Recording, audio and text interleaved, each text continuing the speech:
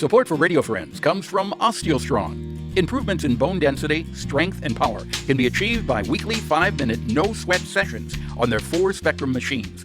These isometric robotic machines safely emulate high-impact loading on different parts of the skeletal system, which stimulates activity in bone-building cells. Balance and agility can be improved by 2-minute sessions on vibration plates. Every session is supervised by a trained coach. Learn more on Facebook or call to set up a complimentary wellness assessment and session. Good morning and welcome to Radio Friends on Thursday, August the 11th. You know, many people like to watch the Antique Roadshow on television. Today we're going to talk about antique jewelry, and I want to introduce you to Rachel Flynn, who is with us from Betz Jewelers. Good to have you here, Hi, Rachel. Thanks for having me, Paul. Now, you guys have an event, what is it, about every 3 or 4 months? Mm-hmm. You don't call it the Antique Roadshow, but we don't, but it's very similar. Same concept. It's called Betz Jewelers Estate Buying Event. And you deal with antique jewelry. Now, what is considered antique when you talk about jewelry? So there's different thoughts on that. 20 years or more is considered vintage. And for this event, it is any estate pieces. So it doesn't have to be antique. It can be just something, pre-owned. Mm-hmm. Or, anything you would find around your house. A lot of people find something at their grandma's or they acquire an estate. And it may be worth something. Yes. You may not even realize how much it is worth. Correct. Now, there's sentimental value attached to it, too. Yeah. So you may not want to part with it. Right. But then you take it in and they say, oh, well, this might be $8,000-$10,000. Well, then you weigh the sentimentality and the... Right. Yeah. Now, you're holding something in your hand that you call it a cocktail ring. Yeah, it's a diamond and white gold cocktail ring. And, I mean, it looks flashy. Yes. Looking at that, I could see Elizabeth Taylor wearing something like that. Yes, yeah. And it's just, it was a popular style 50, 60 years ago. Well, but would a woman wear something that flashy now? Well, I do. I mean, I love diamonds. Yes.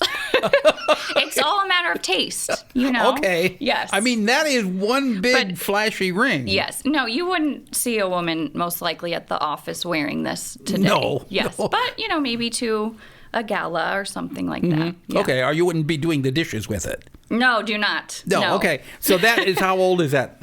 About 60, 70 years, yeah. Okay. That's a cocktail ring. Yes. Then you brought along a Rolex watch. Yes. That is how old?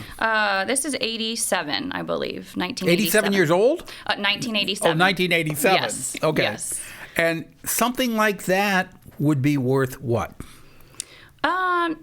So with Rolexes, it's going to depend on the condition. If it's running, it's going to run the gamut. But for sure, 1,000 and up, definitely. Is Usually that right? more than that, yeah. So jewelry really does gain value as it ages. It depends on what it is, yeah. But, the gold market, I don't know if you follow that, it goes up and down.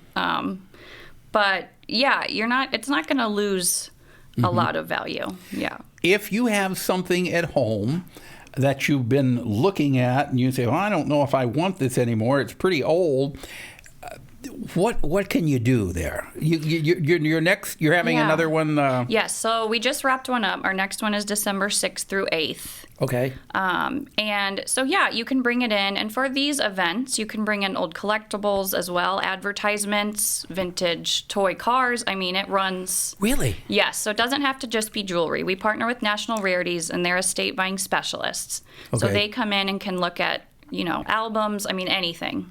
Oh, my goodness. I've got so much stuff. I'll just clean out the basement and come in. Yeah, and it's a good opportunity to just see. You don't have to sell. We don't pressure you.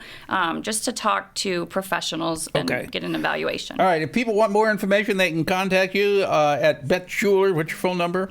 Yes, 573-449-1070. Okay, or else BetzJewelers.com. Rachel, it's a pleasure, fun talking to you. Yes, thanks so much. And come back again and bring some more rings some like more goodies. Okay. All right.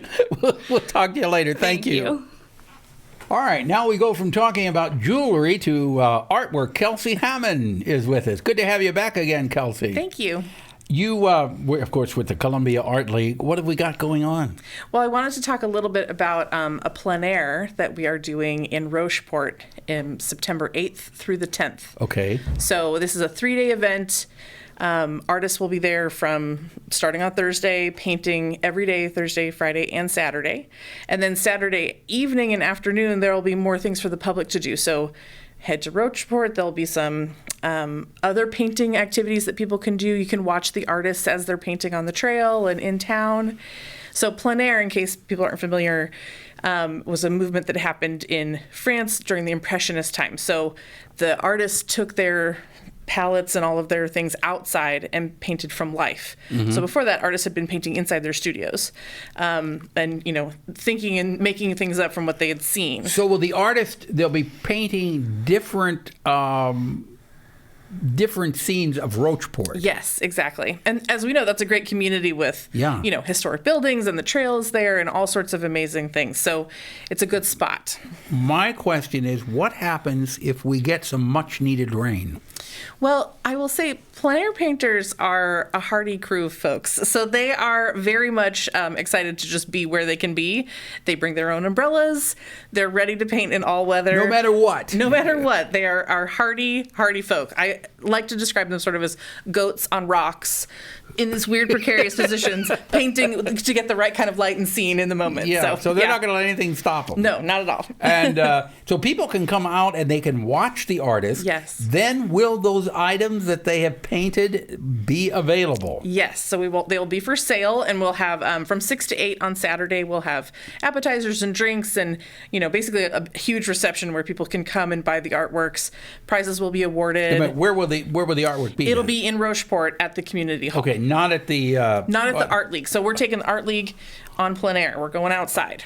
Okay. Yeah. And that, again, those dates are? September 8th, 9th, and 10th. So the public time to come would be on the 10th, which is Saturday. But the public is welcome to come and watch the artists paint. Of course. Yes. Now, will they be painting along the trail, or will it all be centered in Rocheport itself? I think it will be all over. So we have a couple of spots that we have specifically reserved and said, hey, this is a good spot to come to the artists, but they kind of can do what they want. So if they're like, no, I really want to do the trail, they can go and do that.